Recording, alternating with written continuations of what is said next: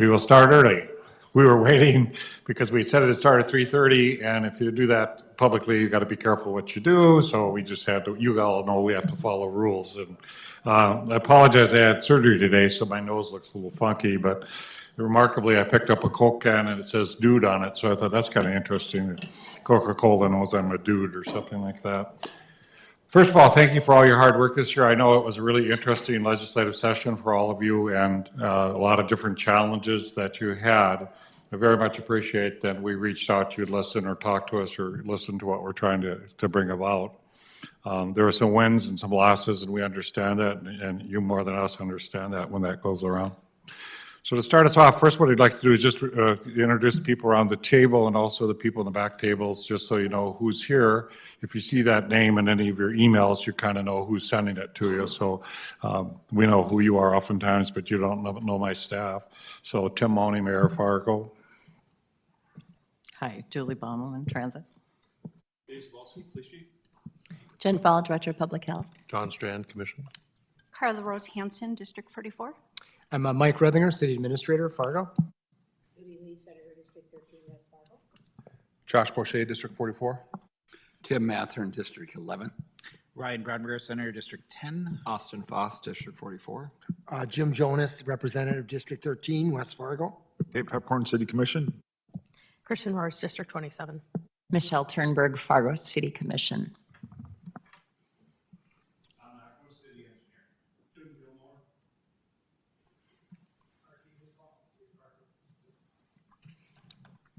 And that Christopher Cohen's watching today. He's a visitor in a sense. We've had meetings before in the fall. I think you remember those. This is the first time I got all my commissioners here. Colpack's out of town today, so she didn't make it. So it's really good that you could see all my commissioners here and we could have some interaction and some discussions.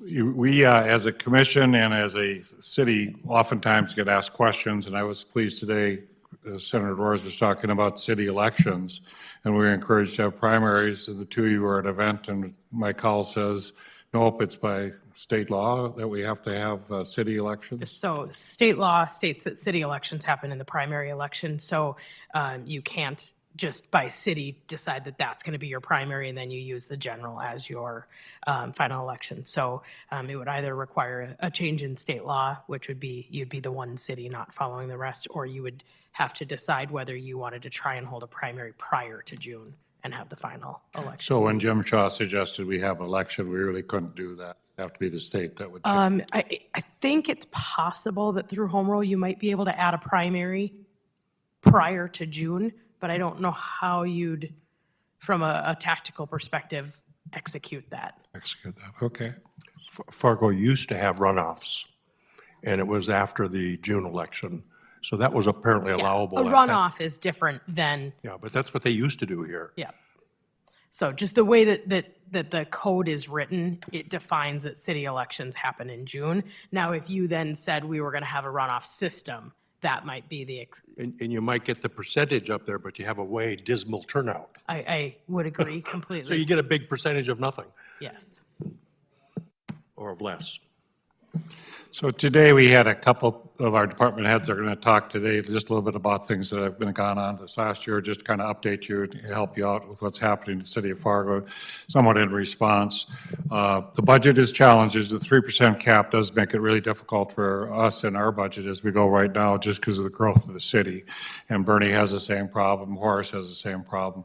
So we're hopeful eventually you see how this 2 years goes and see what we can do, but we do feel that that is going to be a challenge in this budget. We just looked at all our committees and all our stuff that we do in the community and recognize that we may have to make some changes there as well. But we do a lot of support of the community, different projects in the community, and we just always have. That's been part of our mantra, but that's less than $1 million. It's maybe $500,000, $400,000. But the commissioners are looking at every expense that we have and what should we do or what shouldn't we do, or many times what people say nonprofits should enter that area or somebody else should get into that area. But I think you can imagine that gets into difficulties. The simplest thing was sidewalk shoveling. So we had a system that if you couldn't shovel your sidewalk, we would do that for you. I think 50 people participated in that, and we're trying to now, maybe the Boy Scouts could do that, or somebody else could do that, but that's not really a function of the city. And as you all know, where things happen, if you don't do your sidewalk, then sometimes you'll get a message to do it in 48 hours. If you don't, somebody will go out and do that, and then you'll be charged that. So we do hope maybe somebody will step forward and say, hey, we'll take that work. So Jen Fowl, I think you're up first to talk about housing update and what's going on in your area and department. And I also would like to share with the legislative team the federal impacts on some of the federal funding that we've had as well to the department that in the past we didn't have. Good afternoon.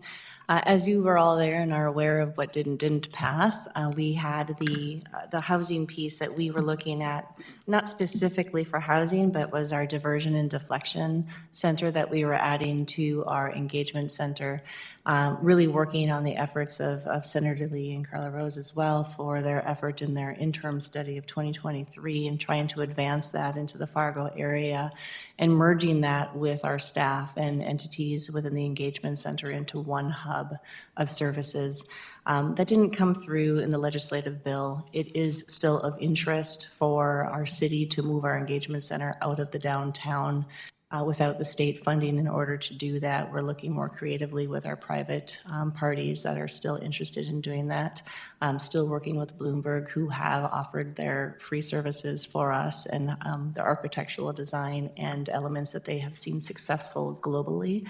And they have been working with us every other week so far on site and location. And I think in this next rendition is looking at a feasibility of working with private vendors or private partnerships rather, and other nonprofit entities to partner with us in one site to make this more feasible for us to provide the services.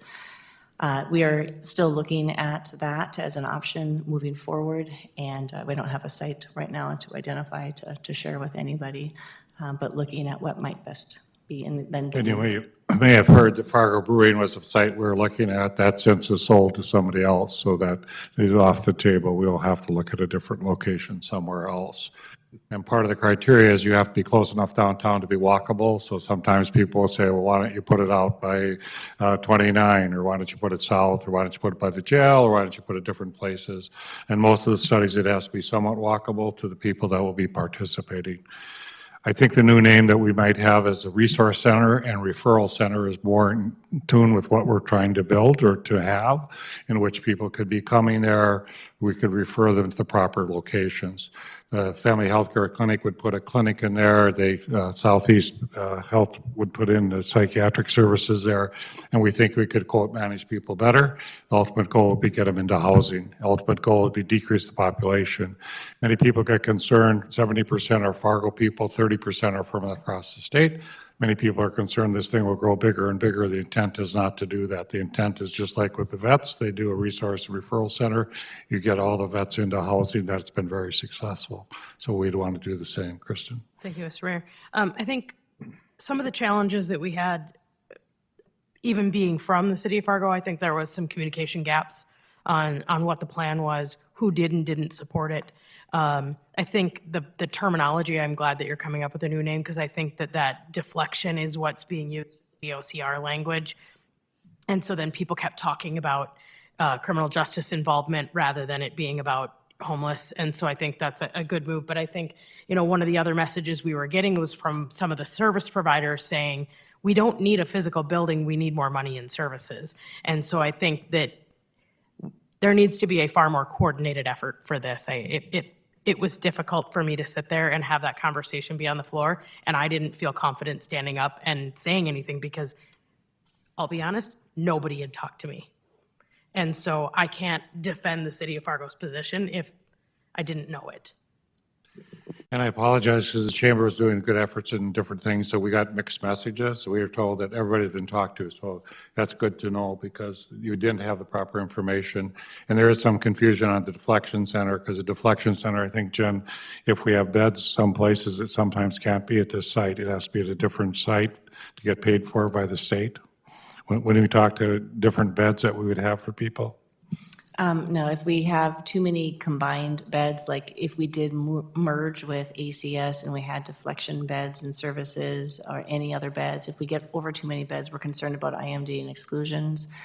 So just having other suites or addresses if we do a co-location in the future. Dave? So my comment is this has done huge damage to our town. Obviously, if you've been downtown, you can see all the businesses that have left.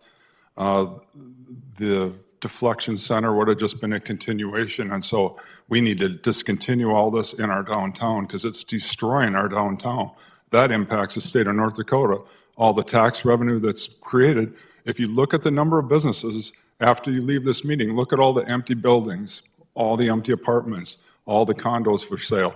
It's because we don't have a clean and safe downtown, and it's because of this. You don't put all these services in our downtown. You put them outside of the downtown. We were in Tampa.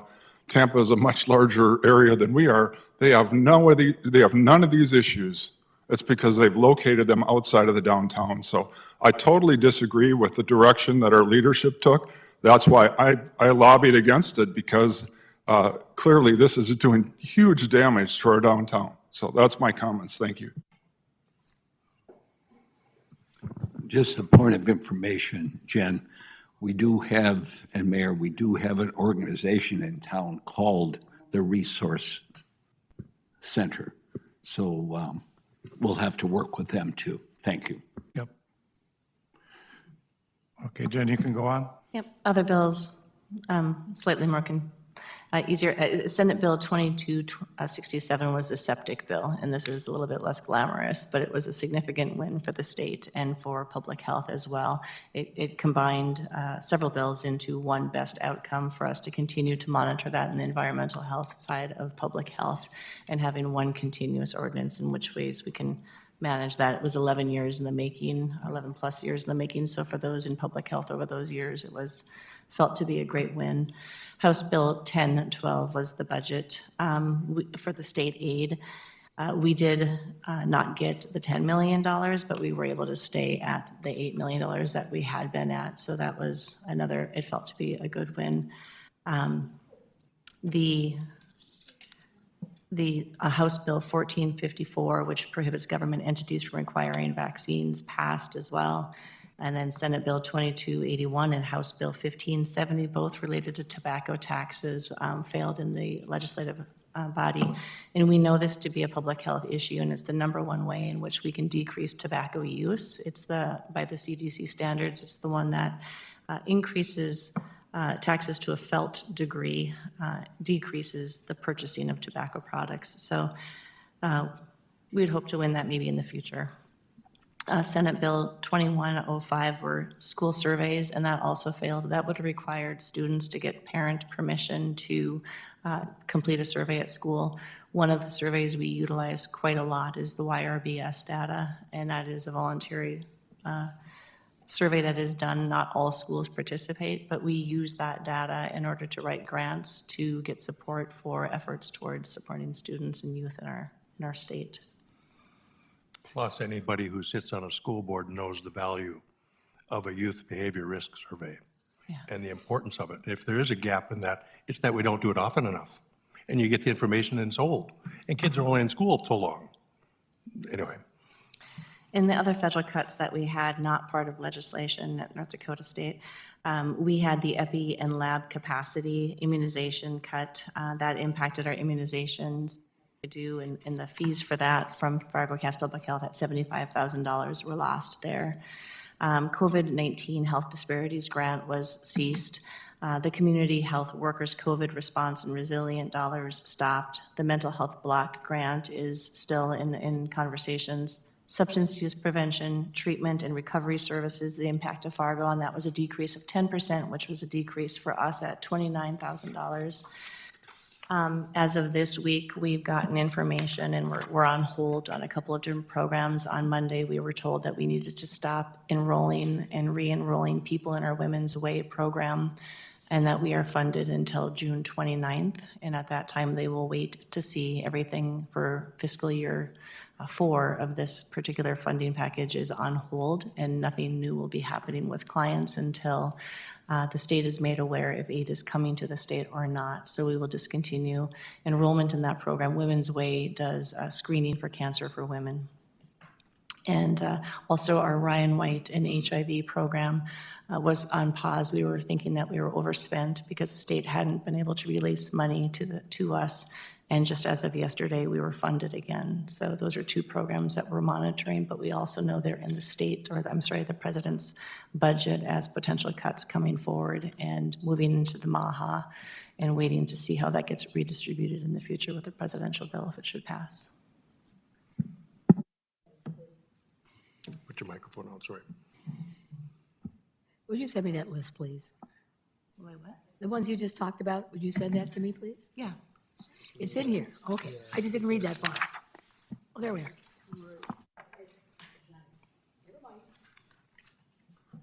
Carly? Thank you, Mr. Mayor. Jen, do we have numbers on the number of people who are affected by these cuts? Like, for example, with Women's Way, how many women in a given year get a screening? So I'm just curious about that. And if you want to send it later. Would you like that for Fargo Cast or statewide? Both or either, if you have it. Okay, the state does capture that. Would you like that also for number of employees? That won't be employee, okay. I'm just curious. So on here it says substance use prevention, treatment, and recovery services impact to Fargo Cast Public Health decreased 10%, which equals almost $30,000. If we're spending money on substance use prevention, treatment, and recovery, why are we handing out $100,000 in free needles? Why not use that money for prevention, treatment, and recovery? Where's she at? The money utilized for our safe syringe program comes from the opioid Opioid resettlement. lawsuit, right, $100,000 a year. Not quite. But we have money here that we can use for a wider array of things. We have a decrease, but we're still able to offer the services that we're doing, and we're just being fiscally responsive with that. Should we run out of money from this part, we can use the money from the opioid resettlement dollars towards these efforts as well. It just seems like a much better use to prevent, treat, and recover than enable. Judy? This is taller than I am. Sorry. Just a couple of things. On the $25 insulin cap, that's not particularly effective because it only applies to commercial insurance. And 80% of the people in North Dakota are covered by employer-provided self-insurance. And then the employer decides what the benefit is going to be. Excuse me. And the commercial insurance providers and the bigger ones in North Dakota would be Blue Cross Blue Shield, Sanford Health, and Humana. They already were below $25 for the copay. So it looks good in a headline, but there isn't much that we can do because of ERISA's, the self-employed program, which the federal government has approved. And I'm not arguing whether it's a good idea or not, but it was set up by the Fed so that employers would be willing to continue to have employer-covered health insurance as health insurance costs are increasing. They didn't have to meet all the essential benefits. And as a result of that, sometimes they're not updated very often. And so the people who have it, because Blue Cross administers a lot of those, they think it's a Blue Cross policy. And then when they check, they find out that they've got to talk to the HR director at Bobcat or whoever and find out why it's not $25. So that becomes an important issue. So much of this stuff, like with substance abuse, there's prevention, intervention, treatment, and recovery. There is generally a reimbursement source for treatment and recovery, whether it's Medicaid or whether it's some other federal program, whereas there is not that kind of reimbursement for prevention or intervention. So one of the reasons that there is a bigger focus in the budget on the first two than you might think is proportional, this has been carefully thought out. And and billboards don't do it, you know, that, and neither do TV ads. There are better ways to make people aware of it and get into the prevention and intervention, which doesn't have reimbursement. Because if we're able to treat them, once we get to that point, we want them to not do it in the first place. But at least there are ways to pay for the treatment if we get to that level. So there's always a devil in the details, is what I'm saying. And this would be two. Carla? Thank you, Mr. Mayor. I have a question for Commissioner Turnberg, if I might. You had made the comment that your priority would be the money going towards substance use prevention, treatment, and recovery. But I don't know if I quite heard you or didn't quite understand the other part of your comment that you said there is something that we're spending money on as either a city or state that is enabling people. And so maybe if you could clarify. So our harm reduction program gives out, not exchanges, more $100,000 a year in free needles in the city of Fargo. So you can come anytime you want to the deck and get free needles, use them, throw them anywhere in the city, come back and get more, $100,000. And that money is from the opioid lawsuit settlement. In my opinion, and in talking to many, many recovered addicts, the absolute worst thing you could do is offer the vehicle to distribute illegal drugs. The argument from harm reduction is that we're delivering drugs safely. I don't agree with that. I feel like that lawsuit money should be used for prevention, treatment, helping people recover from addiction. But that's just a disagreement in morals and values. The needle program basically prevents hepatitis C. Many people catch an HIV and get other infectious diseases. The cost of that treatment per month is exceedingly high, so it decreases that. Needle exchange program is not at the deck. Needle exchange program is in a separate building that we have, and opioid settlement has done that. Every public health department will tell you a needle exchange program does help prevent disease, and it does not enable. It keeps clean needles. It also has a 90-95% return of the needles of people who take the needles. So what happens is the needles we see in our community are not usually from people that are in our exchange program. They're usually from other people that are dropping their needles all over. We find it's if you talk about cost prohibitive, it decreases the cost of treatments we have to do if the patients catch a disease. So it's really one in which, yeah, you may not, people will say it enables, it really doesn't enable. It gets clean needles out there and decreases disease process. Which I will totally disagree with, Mr. Mayor, because I just had lunch with a homeless person who told me that if we think that giving out free needles is preventing people from sharing needles, we are completely wrong. I have a better add use one of the thing, needles, Mr. but Mayor? the person you're talking The other to is thing not I an will expert say, in public health, so I would. Supplying you need to go to people who are drug experts. addicts, illegal drug users, needles is enabling. And then to say that they're returned, that is totally false. Up until recently, we allowed camping, and underneath the bridges, there were hundreds of used needles that were picked up by our waste department, having to clean up after that. And so that is enabling. The engagement center, that is enabling. The Gladys Ray Shelter, that is enabling. The Cooper House, that is enabling. That's what we're doing. We are enabling. And the worst part is the taxpayers of Fargo have to pay for the majority of it. And we're providing a service for all of eastern North Dakota and part of Minnesota. They all come to Fargo for the services. The ironic thing, I don't know if you saw that, but now that we don't allow camping, West Fargo all of a sudden has some issues with housing, with homeless people living. And so we're pushing all this on Fargo, and then on top of that, it's damaging our downtown. So I'm just telling you, it's gonna stop because first of all, we don't have the money to pay for this anymore. We're having some very tough times. All this enabling is gonna stop. Thank you, Mr. Chair. Mr. Chair, if I might have a follow-up. It might be for you or for Jen related to the harm reduction.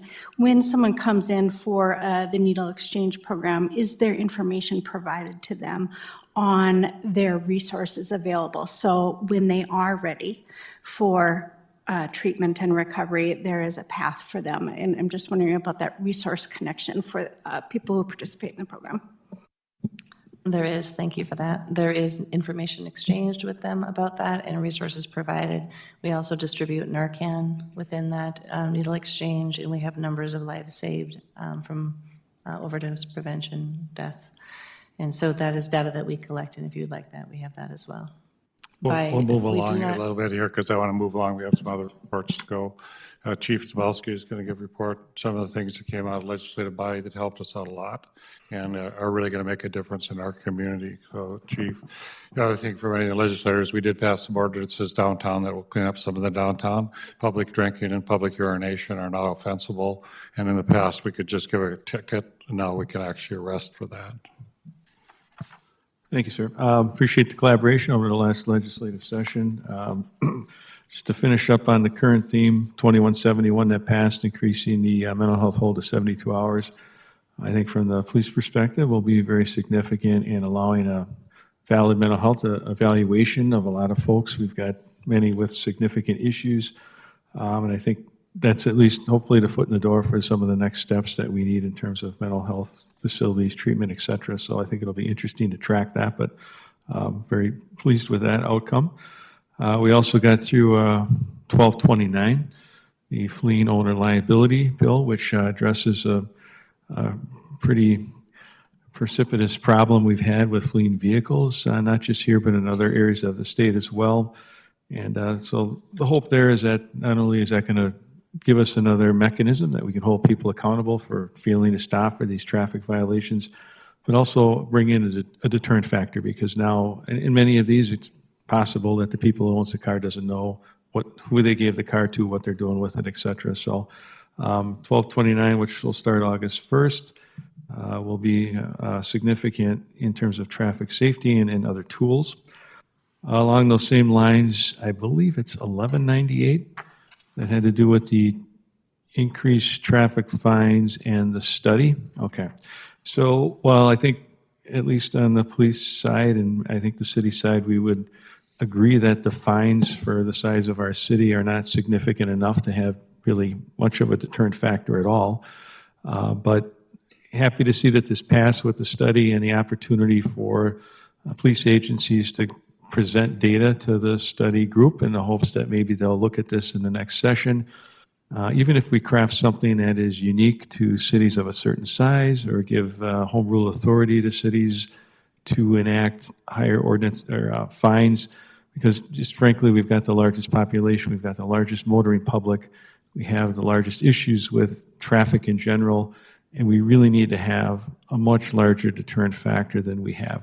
I mean, if you look at it, for as many violations as we have, for the amount of times one person gets stopped, it's worth the 20 or 40 bucks because they get away with it 50 times out of 60. So we're looking forward to participating in that study.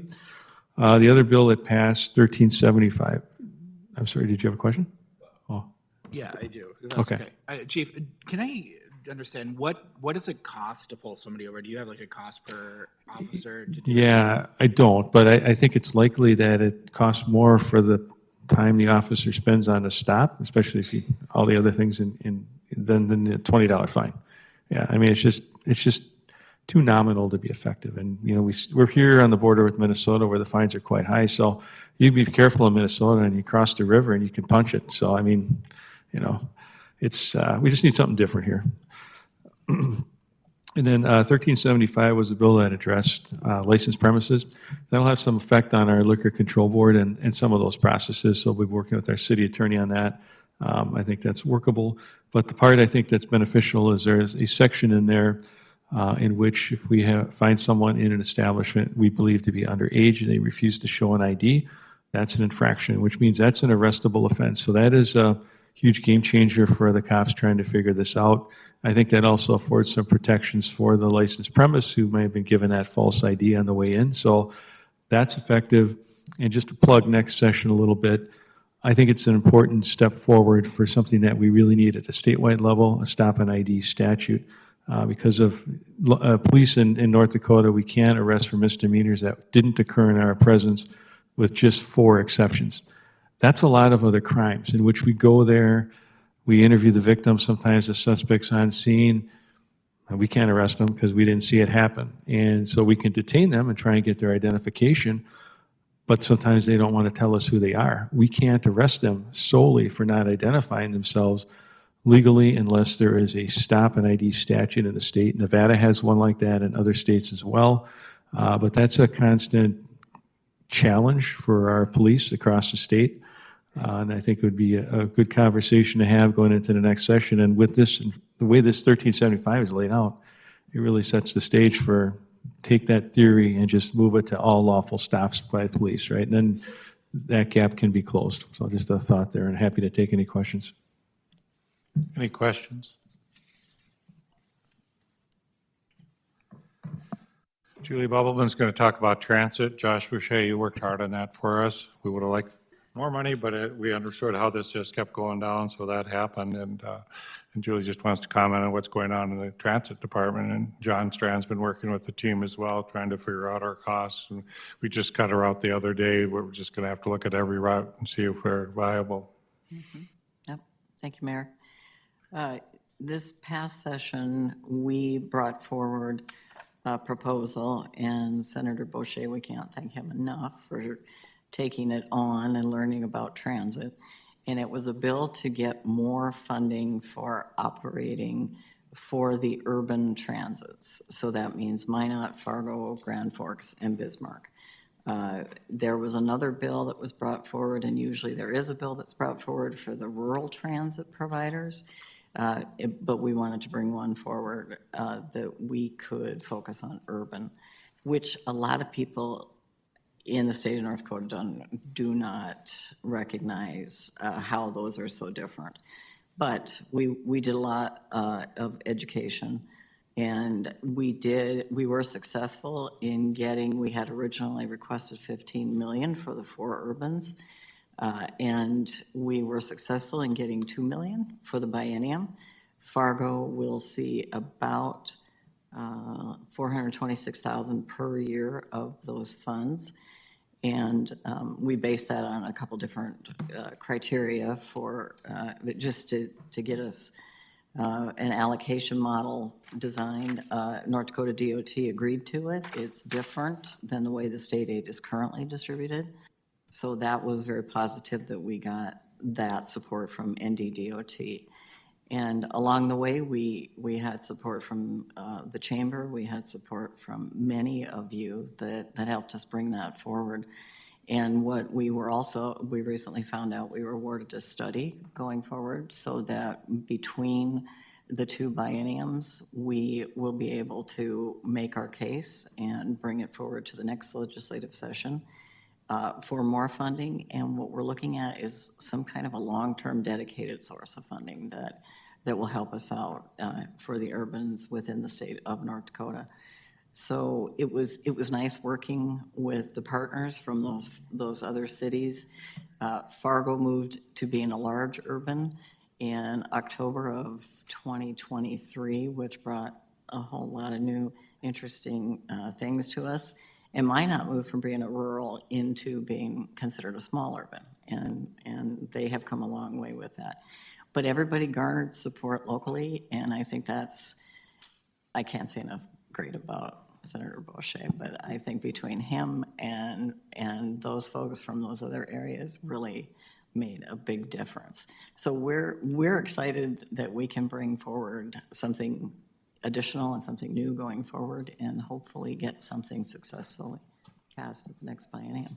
Mr. Strand. Just to chime in after Julie on this, one of the lessons we've garnered out of this process is to come home and also see what we can do to raise our own revenues. So it's not just on the legislature or others to do it. That's unfolding. We're going to have a revenue increase that to the user will be substantial, from $1.50 to $2 a ride. Right. But we need to do those things too, and to have this conversation at the state level with transit is just, it's pretty foreign to a lot of the state, what cities deal with transit, but it's essential for the workforce especially. So thank you for your ear for that. Last thing I'll say is, one of the things we deal with locally is we have these partners across the river that have just excessive coffers of money, and they've funded transit differently for years, generationally, than we have. So that's part of our challenge. We're partners, and they're expecting us to deliver with their contributions, similar type services when we're pulling in our belts. Like, for example, industrial park, who wouldn't want bus service to an industrial park? But when you have one rider and it costs $60 per rider, either we get it to work or we pull in our belt. But bottom line, thanks to the legislature, though, for the attention you gave us and the ongoing focus for this issue.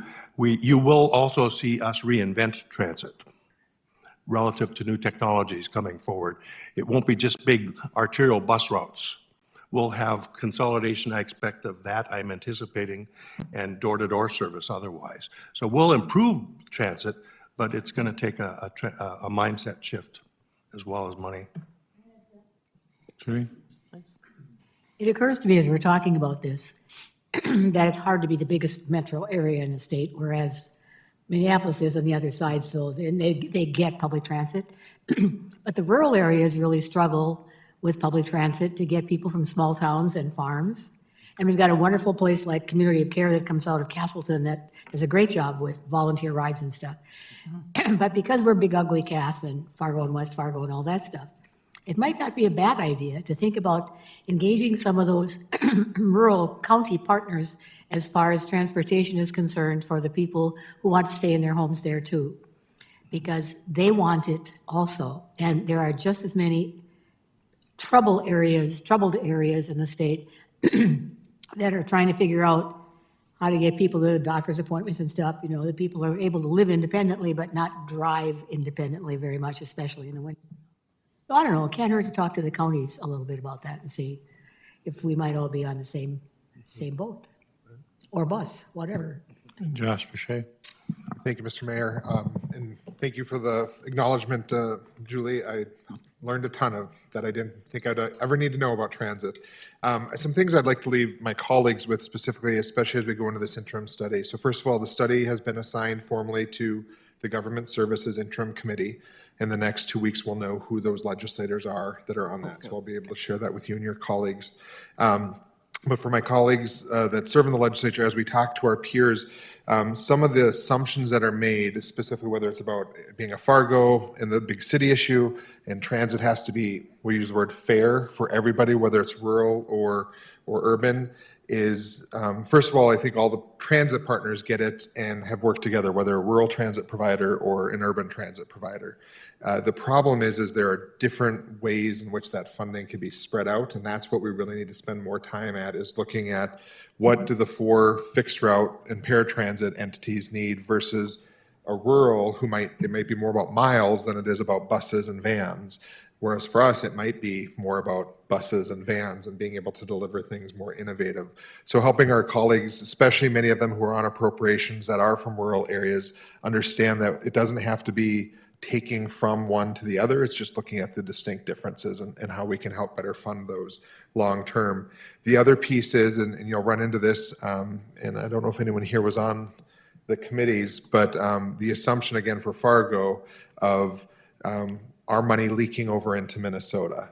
And the reality is we are fortunate to have Minnesota in our transit system because of how heavily it is funded there, as Commissioner Strand had said. So, you know, the growth of our metro along with Minot's growth, the designation that the census has put us in is good, right? It shows things are happening.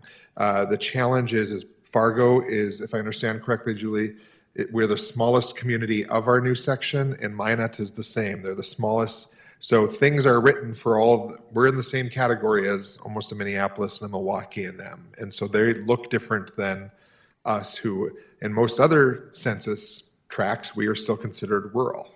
But when it comes to transit, we're treated differently. So, and Minot felt the same thing because they put 2 small communities into their metro stats and they got bumped over by about 40-some thousand people, I think it was. So, Julie, can I ask you a question? So this reclassification, it's ironic that we grew and then we got less money from the federal government. It doesn't make sense. So my question is, over time, will it gradually, because part of it is we also are more autonomous. So now the MetroCog decides projects and things, but will it eventually come back? I guess that's my question. Is the anticipation that the number will grow as time goes by? Yeah, thank you, Commissioner.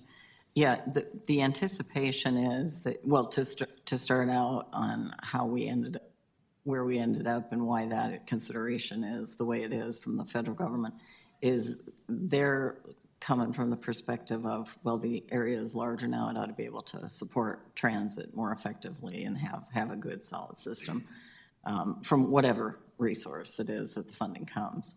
And I just talked to the Federal Transit Administration today, and they said that the federal budget had come out for 2026 and the transit funding is remaining stable. So I think we'll see a slow increase. I wouldn't say overnight we'll see it, but I definitely think we'll see increases. So can I just ask one more? So, but that was what the concept was, to ask the state legislature to help us this last time, was this was the first year of this transition. Right. And what we're hoping is that it will grow and grow a little bit faster. But this first year, it's had a huge impact. We've had to cut routes and things like that. And if you don't mind, the whole thing with the efficiency in a city is just better than rural service. That's just the way it is. And we're trying to do it as efficiently as possible, but it's tough when we had a huge cut. I mean, and then when COVID, I'm not crying on your shoulder, but it's been a roller coaster of, lots of funding, no funding. Anyway, so can you talk a little bit about that, Julie?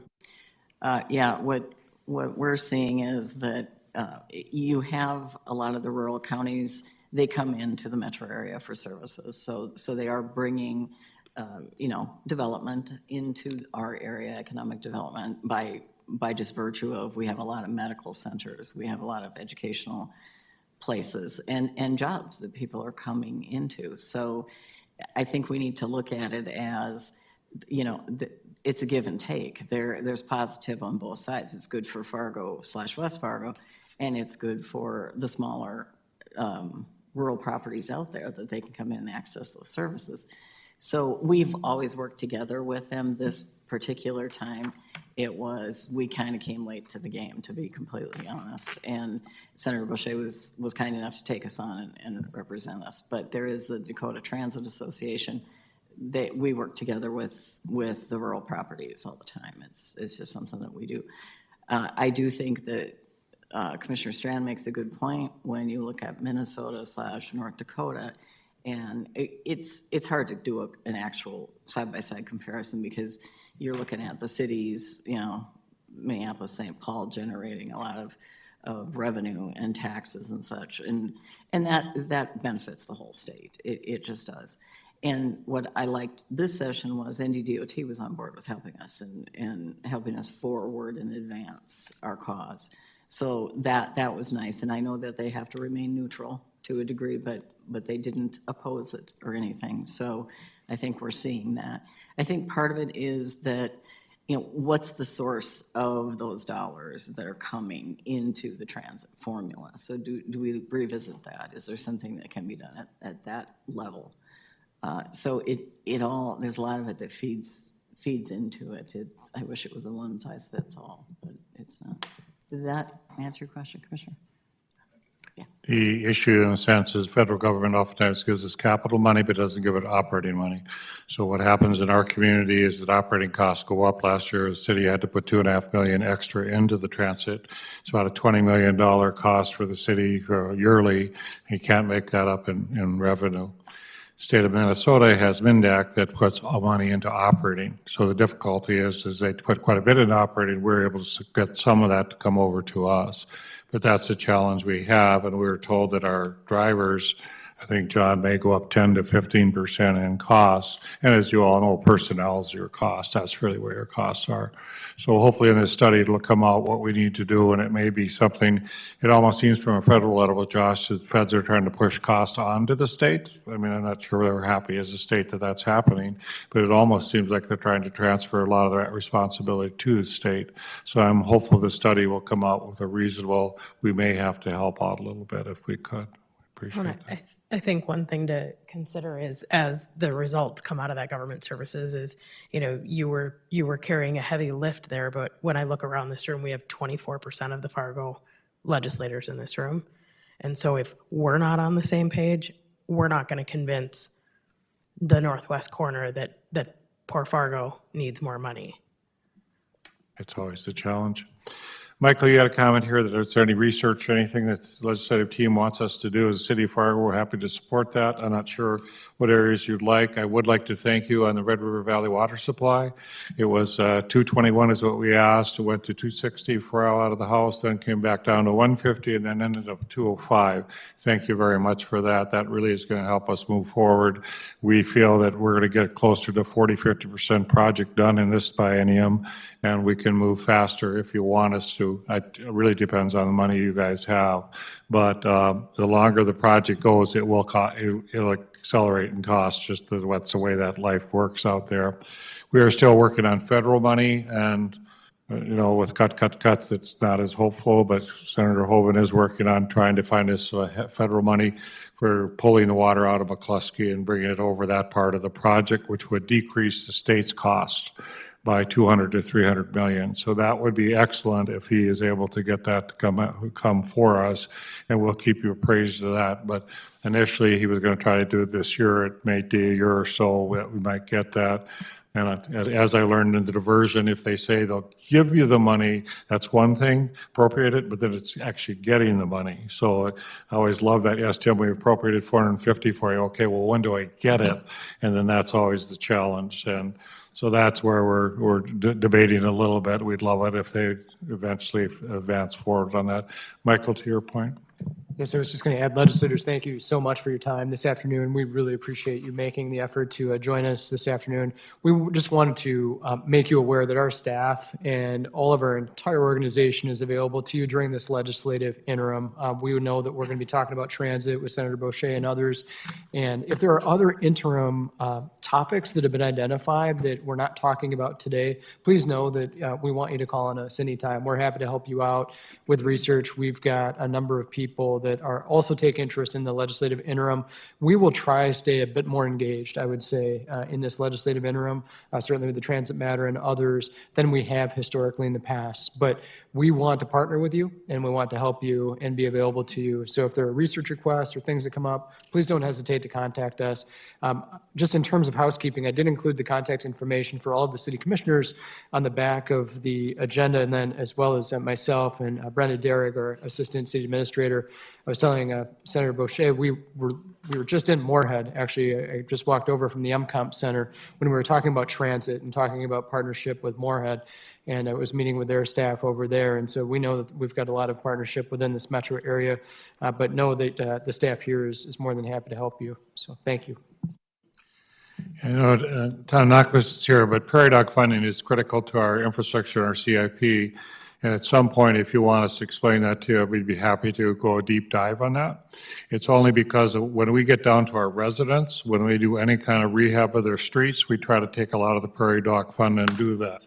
So for the average resident in the city of Fargo, and it's different than West Fargo, Jim, is in the city of Fargo, we oftentimes will pay up 70% of the rehab for in front of their house. The difference to the homeowner, that is a difference of $20,000 versus $16,000. And the commission has always been kind of, where do we go with that, or how do we try to do that? But if we have Prairie Dog funding, that really helps in our rehab projects. And we try to help, to Dave's point, keep the specials down to the cost to the public when that happens. Without Prairie Dog funding, that's going to make a significant impact. City of Fargo, it's $24 million every 2 years. Or you can come to this side. But it's a significant impact to us since we do $80 to $100 million on our CIP every year. So the Prairie Dog funding is a really key element of that to help keep our resident costs down, and let Tom talk to it. Yeah, right now, as part of our street reconstruction projects in our core neighborhoods, about 15% is being special assessed. We do cap those costs, but it's running about 15%. And as the mayor stated, really what we're relying on to do that is Prairie Dog funds to help with that local share. And it's also providing opportunity to do projects that we've really struggled to be able to have the city funds to fund. NP Avenue is a great example of that corridor that we've tried to program for a number of years that we can now rely on Prairie Dog. In this biennium, as most of you I'm sure know, there are two buckets of Prairie Dog funds. This current biennium, the first bucket provided $2.5 million. The next bucket was about $24.5. With the changes, what we're anticipating in this next biennium is the $2.5 million from the first bucket, but $4.5 in the second bucket. So it's a reduction of about $20 million in this next biennium. And then just, Tom, just the West Fargo group doesn't necessarily do that much of support. And I know that Bernie had a hard time getting one street done because the residents didn't like it. By the time they finally got it done, it's about double the price. And still did cost the residents quite a bit, but the city had to step up and put more support to get it done. Because it is that mythical, how much will you tolerate it on a $200,000 house? Will you tolerate 20 grand, or will you tolerate 15, or where will you tolerate it? And a lot of the neighbors will protest it out if it's too much money, and that's what really Prairie Dog Fund helps us keep the cost to what I call reasonable. Josh? Mr. Mayor, was it Eric? Tom. Tom, sorry.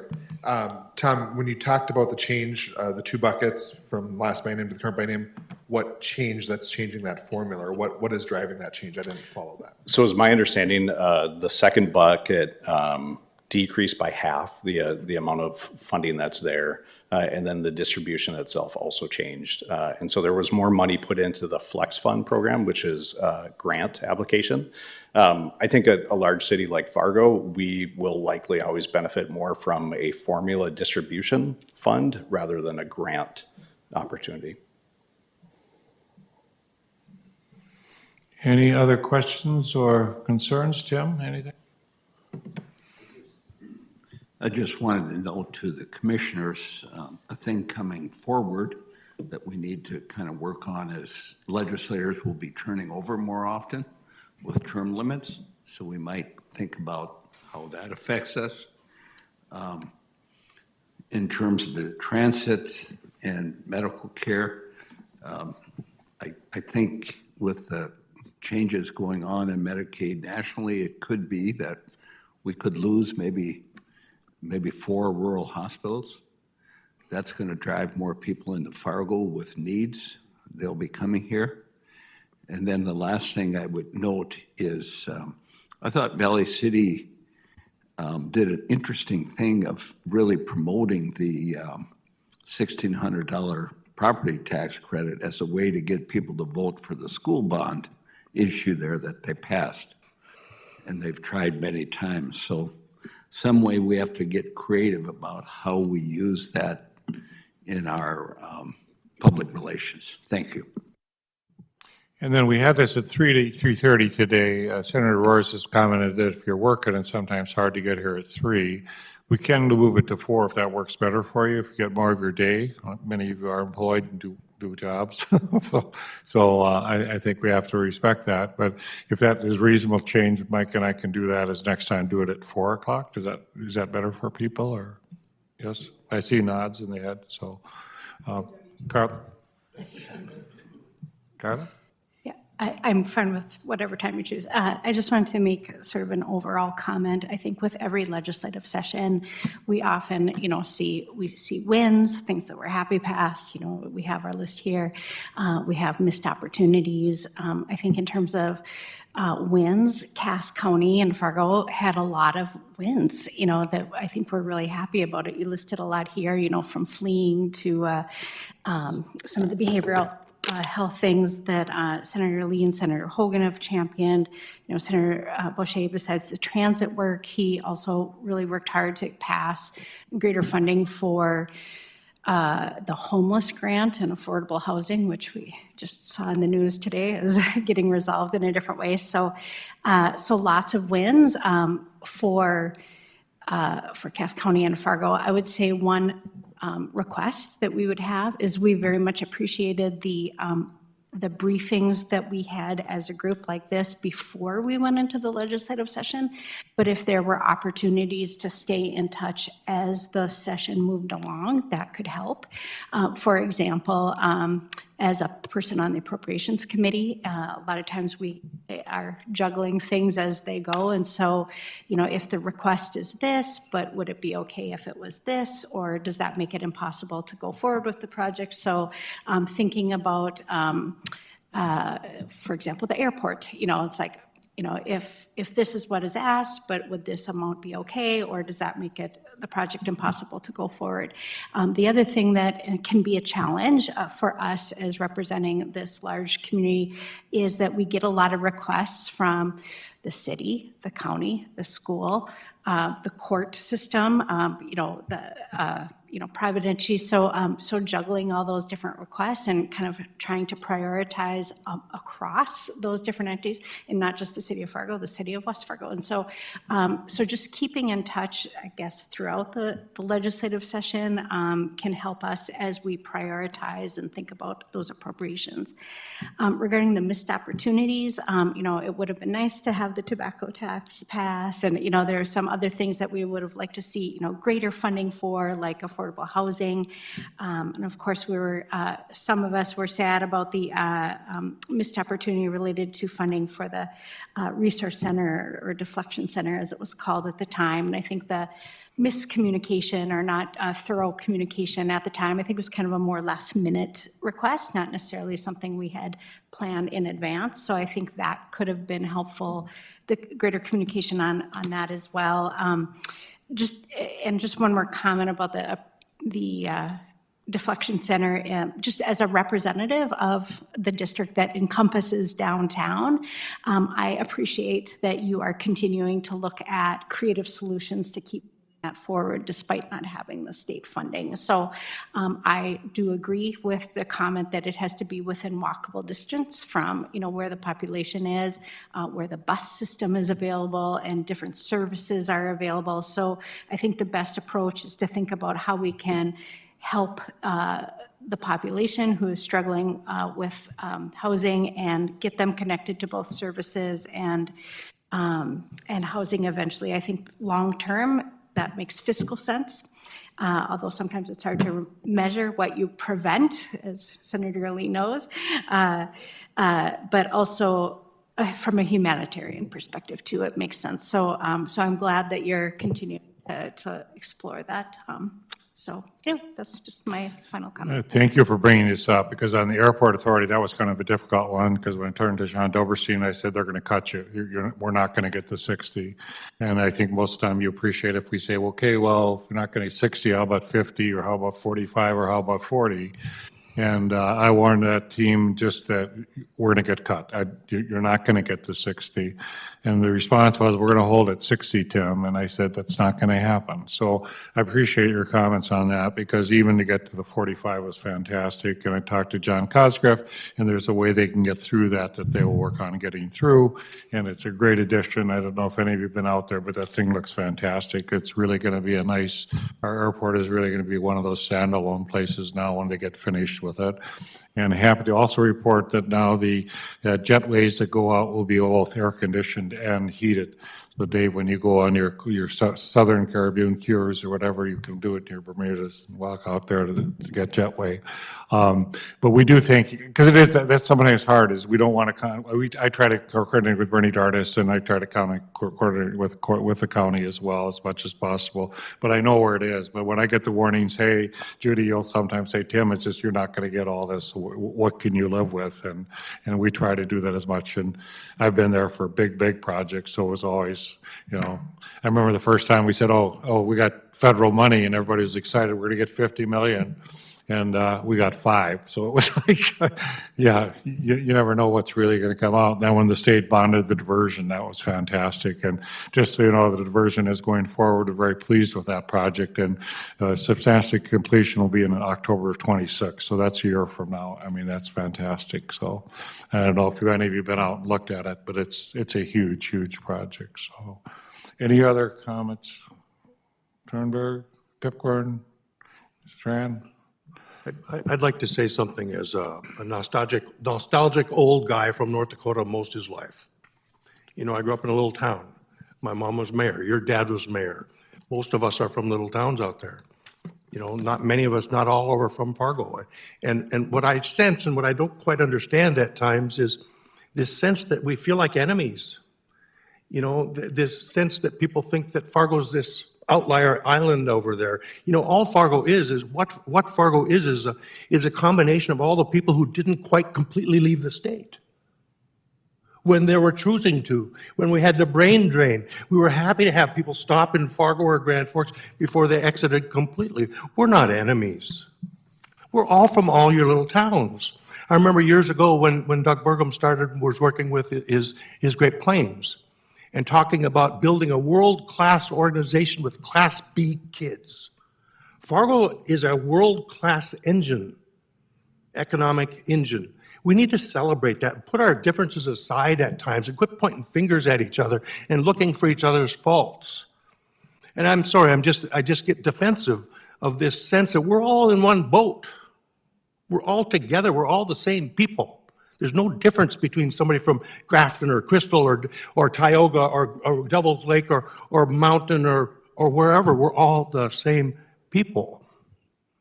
You know, yeah, I know we have moments where we quibble about gun sales in neighborhoods. Well, you know, okay, you guys quibble with the federal government. 41 lawsuits, I think I heard at one time. We quibble about approval voting. Well, it is where it is. Now we have people coming to us to tell us to fix our new problem with approval voting being gone because we want to get back up to higher percentages. You know, we have preemption issues. The very, very first year I ran, I talked about plastic bags. Took pictures of plastic bags and trees and fences everywhere. Next thing you know, a legislator from Minot who runs a landfill led an effort to preempt cities from Fargo forever talking about banning plastic bags, for example.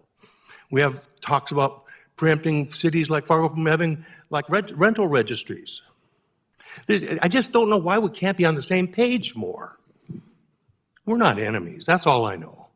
We're all aiming the same direction for the best state we can conceivably come up with for our people, all our people. And our people include the struggling, the ones who don't have life easy. I remember when I took my mom when she was mayor, and I showed her Washington, D.C., and we stopped at Lafayette Park, and she's looking at these homeless people. She started weeping. Weeping. All we see is we want them over on that end of the state. They're here. There are people. We have a moment in time where we have people really struggling in ways we're not used to. So I just hope that in the future, you know, we can all remember our roots, remember our shared values, remember where we're from, remember our homes, remember the people that are from our homes that are somewhere. I mean, that's all. I don't mean to be pontificating here, but it's just I'm 70 years old. I just hope that someday we can. I moved back to North Dakota. I tell people I moved back here. I moved away twice. Always was going to come back. I moved back to North Dakota to help take the state I love and improve it for everybody, not just some people. Did you say something, Dave? Okay, I'm just sorry. You had a question? No, I just asked you. Oh, okay. We're together. The other thing I just wanted you all aware of, data centers. You've heard a lot about data centers. And the data center issue we bring into our community, West Fargo, difficulty we have is power. So when you start seeing how much these things consume in power, your grid is big enough maybe for one data center, but probably not for two data centers. And the gas pipeline that people are talking about to bring it over would help because they could use the gas pipeline to make the power to generate the data center. So we're not adverse to that at all. We think that would be helpful, but I also know that's I think it's 300 million, is it, for a gas line? I don't know the cost on that, but we've been politic for it lately. But we as a commission have been looking at a data center, and they want water and they want electricity, and we were just very much surprised, you know, how big that is. But the part that helps out the community or the city is that there's revenue from franchise fees that can help supplement the revenue we need to run the city. So yeah, we'll look at a data center. But the concern for you, Josh, right, if I can't build houses because I don't have enough power because this data center robs it all, and that's kind of the debate the city's having right now. If you have limited sources, where are you going to put your money and where are you put your commitment? So it is a new dilemma on the urban areas of what we do with that. We've learned a lot. I think Ellendale's taught us a lot as well. But I just wanted you may hear discussion discussions about data centers in our community in the next 6 months. So other than that, thank you for all you do. I recognize, we are a commission that's part-time. You guys have to go out to Bismarck. It's a lot of time and effort. It's a lot of long drives across to Bismarck, and we appreciate that very much. And we have gratitude for everything you do for us. And City of Fargo still is growing and has great things happening, and every one of us is part of that. So thank you very much. And West Fargo, I have to say, for Matt Bernie.